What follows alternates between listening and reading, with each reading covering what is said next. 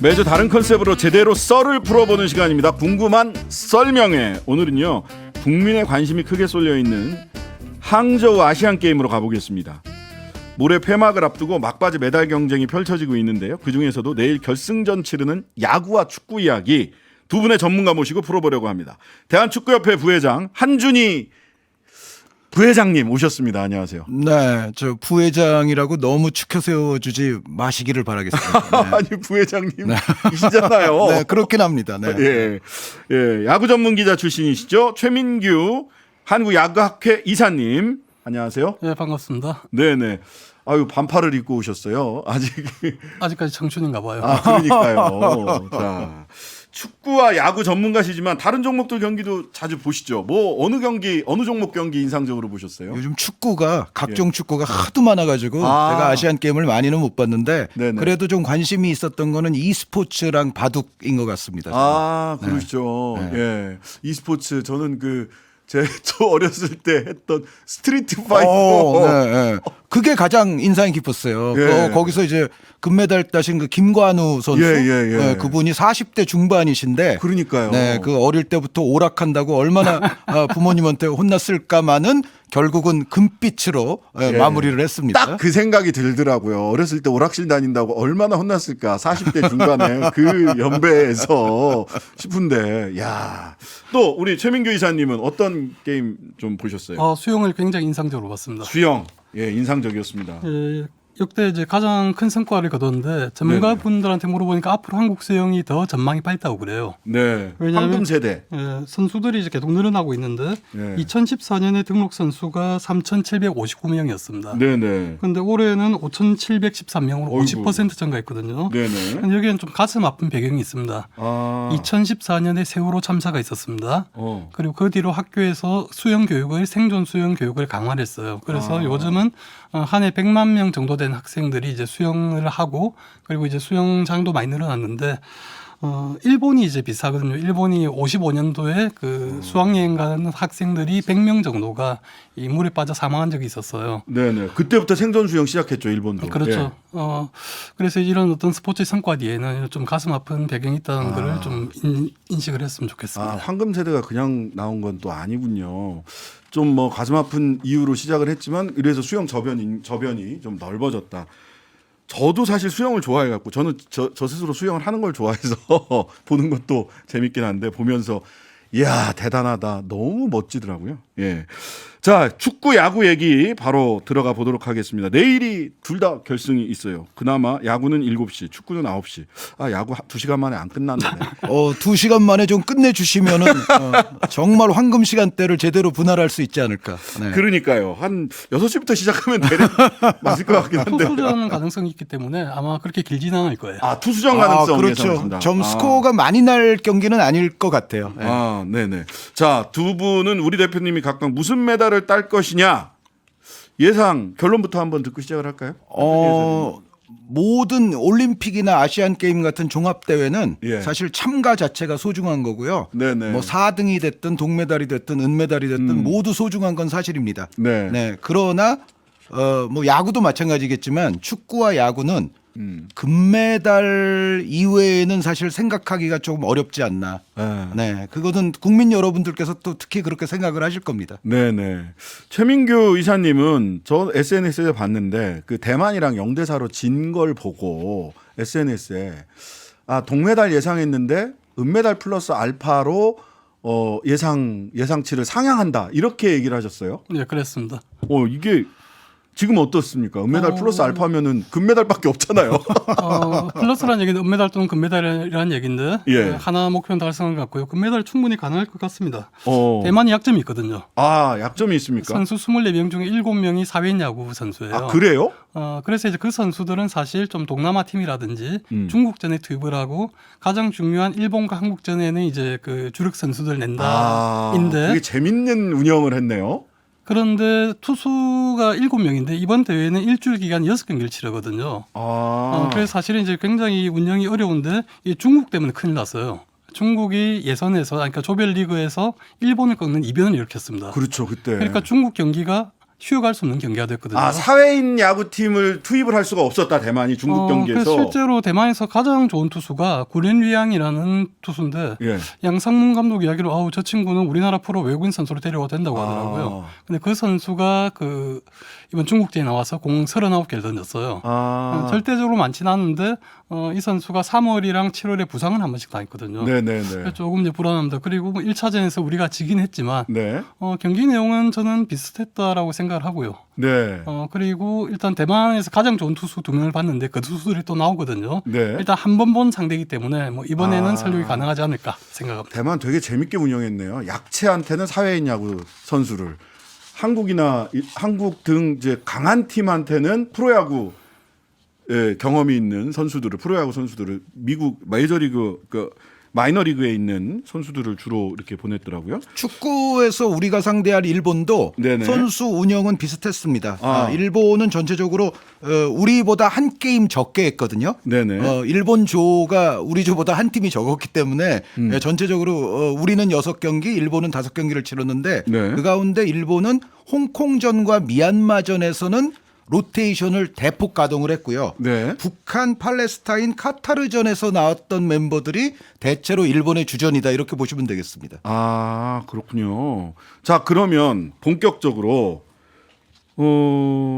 축구 네. 결승전 전망을 해봐야 될 건데, 충분히 이길 수 있다, 3연패 할 수 있다, 이런 말씀을 하셨고 그 이외에는 다른 생각을 할 수 없다. 다른 생각을 하기가 좀 어렵습니다. 왜 그런가요? 네, 객관적으로 일단 우리 대표팀은 1999년생 선수들이 여러 명 있고요. 네네. 여기에 이제 와일드카드 석장을 다 썼으니까 95년생, 97년생, 뭐 96년생 선수들까지도 포함되어 있습니다. 네네. 그런데 일본은 기본적으로 가장 나이가 많은 선수가 2001년생이에요. 그러니까 우리는 24세 이하 대표팀 플러스 와일드카드 석장이고 네. 일본은 사실상 22세 이하 대표팀이라고 보시면 됩니다. 네, 거기서도 일부 또 선수들은 참여를 하질 않았기 때문에 네네. 그러니까 예를 들어서 일본 지금 성인 국가대표 뛰고 있는 선수들 가운데 쿠보 선수라든가 뭐 이토 히로키 선수라든가 이런 선수들은 사실 그 22세가 되거든요. 근데 우리는 이강인, 정우영, 홍현석 이런 선수들이 참여한 반면에 일본은 그 쿠보 같은 선수가 참여한 팀이 아니죠. 예. 네, 그래서 전체적으로 우리는 정말 나이를 꽉꽉 채워서 정말 최상의 멤버로서 이 대회를 임하고 있고 일본은 그 정도는 아니기 때문에 네. 우리가 사실은 진다는 것을 상상하는 것은 좀 합리적이지 않고요.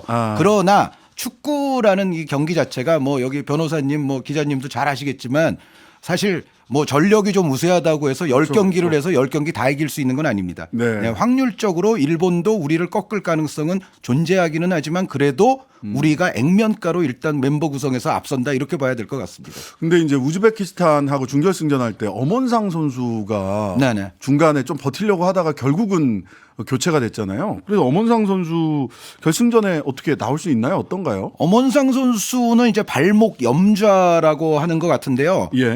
그러니까 우리가 통상 이제 염자면은 뭐 심하게 뭐 삐었다 이렇게 삐었다, 볼 수가 이렇게 있는데 이 엄원상 선수는 지금 알려지기로는 불투명. 미지수라고 알려지고 있고 저는 사실은 우리가 엄원상 선수를 출격 안 시키고 우승을 차지할 수 있었으면 한다는 생각이 들고요. 네. 만약에 엄원상 선수가 뛰기가 어렵게 되면 여러 가지 방안이 있습니다. 그 자리에서 원래 뛰어왔던 이제 안재준 선수도 있고 네. 아니면 이강인 선수를 또 측면으로 돌리면서 이강인 선수, 고영준 선수, 정우영 선수를 공존시키는 것도 충분히 가능하거든요. 네네. 네, 그래서 엄원상 선수가 없는 것은 우리로서는 가장 빠른 선수가 없어지는 거니까 안타깝기는 합니다만 네. 엄원상 선수가 설사 나오지 못하더라도 우리의 전력은 여전히 강하다라고 해야 될 것 같습니다. 네. 자, 최민규 이사님. 우리 야구 대표팀 아시안 게임 4회 연속 우승에 도전하는데 당초 동메달을 예상을 하셨었잖아요. 네. 왜 동메달 예상하셨던? 전력은 대만이 가장 강합니다. 객관적으로 봤을 때. 일단 베스트 라인업 뎁스 문제가 있다고 했지만 이제 베스트 라인업은 대만이 더 세거든요. 예. 왜냐하면 대만에 마이너리그 선수가 7명 있는데 뭐 그래서 대만전 결과를 두고 한국 야구가 마이너리그한테 질 수가 있느냐 이런 반응도 있었지만 그 친구들이 몇 년 뒤에 메이저리그가 될 수 있는 애들이거든요. 자, 전력 분석, 대만의 전력 분석 하던 중이었는데 광고 시간입니다. 잠시 광고 듣고 이어가겠습니다. 잠시만요. 네, 신장식의 뉴스 아이킥 한준희, 최민규 두 분과 함께 궁금한 썰명의 아시안 게임 야구 축구 결승전 어떻게 될 거냐 전망해보고 있습니다. 광고 전에 최민규 그 한국야구학회 이사님한테 대만 전력 결승전에 임하는 대만의 전력을 저희들이 분석하고 있었습니다. 대만 전력 나머지 부분 정리를 좀 해주시죠. 그 좋은 마이너리그 선수들이 있고요. 그리고 네. 일본에 뛰는 선수가 2명인데 한 명은 최근 두 시즌 동안 주전으로 뛰었어요. 일군에서 우니엔팅이라는 선수인데. 그리고 이제 프로야구인 CPBL 대만 프로야구 CPBL 소속 선수가 7명인데 그 중에 한 명은 메이저리그에서 5시즌 뛴 선수입니다. 잘하는 선수들이네요. 그리고 나머지 선수들도 이제 MVP 3관왕 혹은 이제 다 올스타급 선수들이거든요. 근데 우리 선수들은 지금 대표팀에서 야수들 기준으로 올스타라고 볼 수 있는 선수가 몇 명 없어요, 사실. 노시환 선수, 뭐 강백호 선수, 김혜성 선수 이 정도죠. 그리고 이제 일본 같은 경우는 전력은 우리보다는 떨어집니다. 특히 이제 타격이 떨어지는데 정보에서 차이가 있어요. 정보. 예. 일본은 사무라이 재팬이라는 이제 법인을 설립해서 각급 대표팀들 통합 관리하거든요. 그래요? 예, 그래서 이제 대표팀을 운영한 노하우가 있습니다. 이번에도 이제 멘탈 코치를 기용한 등 굉장히 준비를 잘했던 걸로 알고 있는데. 그래서 그냥 사회인 야구팀이 아니군요. 지금 우리로 치면 실업 야구죠. 실업 야구. 그러니까 우리는 사회인 야구라고 하면 동호인 야구를 가리키지만 그렇죠. 거기는 세미 프로라고 봐야 됩니다. 그리고 그리고 우리는 투수들이 막 150km를 147 이렇게 던지더라고요. 예. 특히 패전수 같은 경우에는 우리나라 프로 평균 넘는 선수들이 꽤 있고요. 일본 사회인 야구에서 에이스급 한 선수들은 프로야구로 드래프트된 경우도 허다합니다. 근데 이거는 굉장히 재밌네요. 사무라이 재팬이라고는 회사가 대표팀을 통합 관리한다. 네. 물론 축구협회에서 한번 검토해 보시면 사무라이 재팬이 회사 이름이에요? 회사입니다. 그래서 MPB에서 정보가 딱 한 군데에서 통합 관리를 하니까 연령대별 국가대표들한테 그렇죠. 그 정보가 어떤 방식으로 WBC 출전하는 국가대표든 아시안 게임 출전하는 국가대표든 정보는 다 공유한다는 거죠. 그런데 대한축구협회에서는 이미 모든 국가대표팀을 통합 관리. 그렇습니까?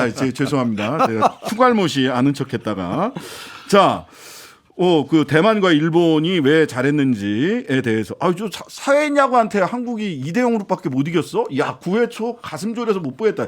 쟤 무슨 야구를 저렇게 해? 막 이렇게 생각했었는데 전혀 그게 아니었습니다. 세미 프로라고 봐야 된다. 그리고 우리는 야구팀이 이번에 연령별 팀이잖아요. 그러니까요. 네. 그거 조금 이따 제가 여쭤보려고 하는데 연령 제한이 축구는 있지만 야구는 연령 제한이 없는데 도대체 한국 야구 대표팀은 왜 연령 제한을 스스로 걸었나? 이거 조금 이따가 두 번째 질문이고요. 자, 우리 전술 결승에 임하는 한국 축구 일본하고는 가위바위보도 지면 안 된다라는 생각들을 많이 가지고 계시기 때문에 전술 어떻게 가야 됩니까? 전술적으로 중요한 대목은 우리가 이제 그 거칠게 했던 우즈베키스탄전에 우리의 약간 그 문제점이 좀 드러났었는데 사실 이제 우즈베키스탄은 우리가 이번 대회에 만났던 그 이전의 팀들과는 다르게 상당히 높은 지역에서 우리를 거칠게 압박을 해 들어왔습니다. 그렇더라고요. 그럴 때 우리 대표팀이 골키퍼로부터 후방을 거쳐서 조직적으로 이른바 공격 전개 빌드업을 세밀하게 해 나오지 못하고 사실은 이제 후방으로부터 이른바 이제 롱패스를 이제 지르는 그런 플레이가 좀 많았는데 그러다 보니까 우즈베키스탄에게 우리가 볼 소유권을 너무 쉽게 내주는 상황들이 계속 연출이 되면서 전체적인 주도권을 우리가 확실하게 가져가지 못했다고 볼 수가 있거든요. 그런데 일본은 우즈베키스탄만큼 거칠게 하지는 않겠지만 기본적으로 전방 압박의 조직력은 우즈베키스탄 이상이라고 봐야죠. 그러니까 전체적인 견지에서 우리가 일본을 상대로 또 좋은 경기를 하기 위해서는 후방으로부터 상대의 압박에 당황하지 말고 조직적으로 세밀하게 좀 풀어나오는 축구를 이번에는 좀 더 보여줘야 전술적으로 좀 더 좋은 경기를 할 수가 있을 겁니다. 비전문가인 제가 거칠게 하면 뻥축구 하지 말고 빌드업 잘해라. 뻥축구를 해서 그게 효율적으로 잘 맞아떨어질 때도 있어요. 그런데 뻥축구를 너무 수시로 하게 되면 그거는 이제 주도권을 내주는 결과가 될 겁니다. 알겠습니다. 좀 마음이 불안하기도 하고 좀 이기는 건 좋은데 그 축구 우즈베키스탄전 보는 내내 좀 그렇더라고요. 그런 아까 이유가 다. 저 대한축구협회 부회장이라고 소개해 주셨잖아요. 제가 부회장이기 때문에 저는 엄청나게 더 불안합니다. 이거 아시안 게임 반드시 금메달 따야 되기 때문에. 알겠습니다.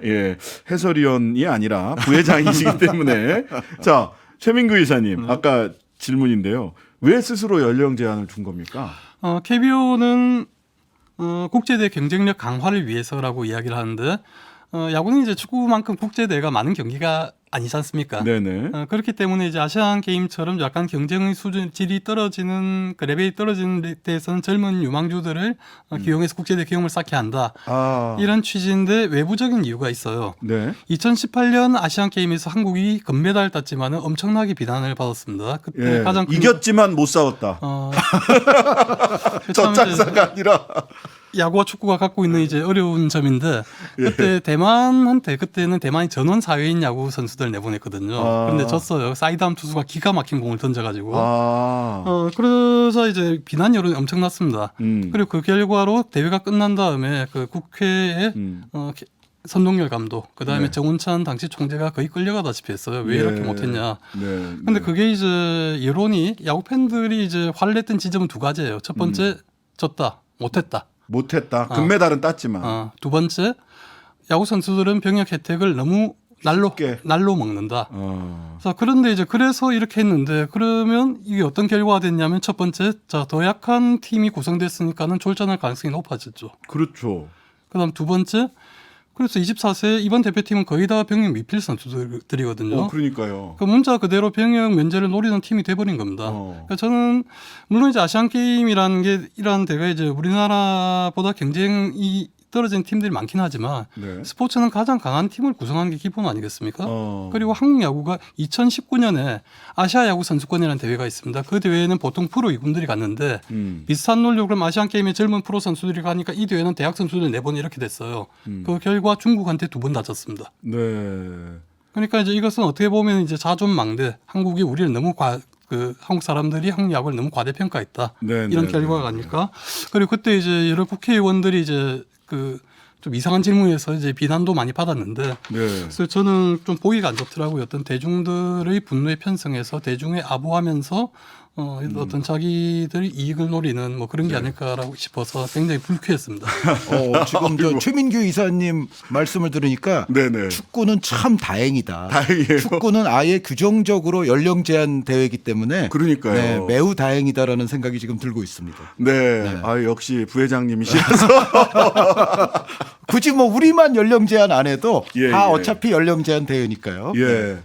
근데 이제 지금 보면 전반적으로 축구도 일본이 한 수 위가 된가 객관적 전력이 뭐 심정적으로 받아들이기 어려운 부분이 있지만 일본이 한 수 위 전력을 가진 게 아니냐 이제 이런 얘기들을 하고 야구도 마찬가지로 지난번 WBC 대회나 이런 걸 봐도 일본이 한 수 위 전력이 된 거 아닌가? 일본 최강의 전력을 즉 월드컵 팀 기준, WBC 팀 기준으로 하면 그런 거 아닌가라고 하는 그 생각들을 많이 하게 되는데. 근데 저는 어떻습니까? 축구는 여전히 예. 그 A 대표팀과 A 대표팀의 정말 베스트 대 베스트의 대결은 네. 여전히 붙어봐야 안다고 생각을 합니다. 네. 우리에게는 그래도 손흥민 선수, 김민재 선수, 이강인 선수, 뭐 황인범, 이재성 선수, 황희찬 선수 등등을 비롯해서 네. 우리도 일본에게 충분히 타격을 가할 만한 선수들을 보유하고 있기 때문에 베스트 팀들 간의 대결은 아직도 정말 붙어봐야 안다라는 생각은 하지만 그런데 변호사님 얘기에 동의할 수 있는 부분은 역시 그 저변. 일본은 정말 그 A 대표팀의 베스트 팀과 비슷한 팀을 몇 팀 정도 구성할 수가 있거든요. 그런데 우리는 그 정도의 선수층을 갖고 있지 못하고 특히 이제 뭐 B팀, C팀이라든가 혹은 연령별 팀으로 가면 갈수록 일본의 저변에 우리가 뒤떨어지는 양상이 요즘 나타났던 것만큼은 틀림없는 사실입니다. 야구는 어떻습니까? 이렇게 갖고 또 정리를 해야 될 것 같네요. 시간이 다 돼서 야구 지금 일본과의 전력 비교. 그래서 우리가 이기려면 어떻게 해야 되냐 앞으로 여기까지 정리를 좀. 사실 이제 축구는 일제 시대부터 늘 이제 조선 사람들이 일본 사람들을 축구에서 이겼기 때문에 이 역전에 대해서 좀 충격이 큰데 뭐 야구는 딱히 그렇진 않았어요. 예. 다만 이제 일본 야구가 특히 그 미국 지난번에도 말씀드렸지만 어떤 스포츠 과학의 성과를 받아들이면서 네네. 그 질적으로 변했거든요. 이 변화가 늘 일본이 우리보다 야구를 잘하는 나라였고 저변이 넓은 나라였습니다.